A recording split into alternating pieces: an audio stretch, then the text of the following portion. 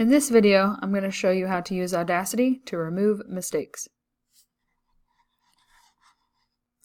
My audio is already in Audacity, and I've already removed the room tone. You can see that my track is yellow, and so that tells me that I've already removed my room tone.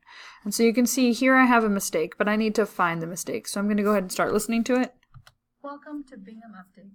Today's update is hosted by Miss Stevens and Miss Hill, 3rd hour Multimedia Tech class. In today's episode, we asked students what January's character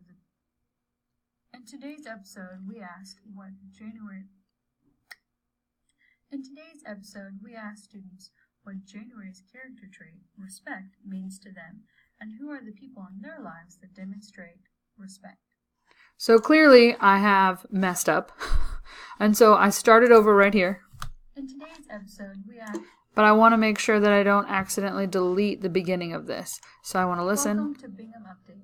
Today's update is hosted by Miss Stevens and Miss Hill, 3rd hour Multimedia Tech class. In today's episode, so I know that here's where I messed up. So I want to select all of this, and I want to hit my delete key. But if I was listening to it, and I happen to hit pause, and I hit the delete key on the keyboard, it won't allow me to do that. So I have to be stopped. So these buttons cannot be pressed in. I have to be stopped, and I hit delete.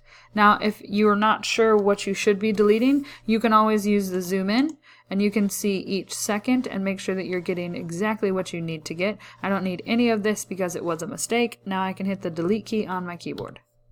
And so I can do that, and I'm going to go through all of my audio to make sure that I delete any of the mistakes. And the reason we snapped is so that we could easily see, oh, there's a mistake somewhere in here, so I need to make sure that I listen to it.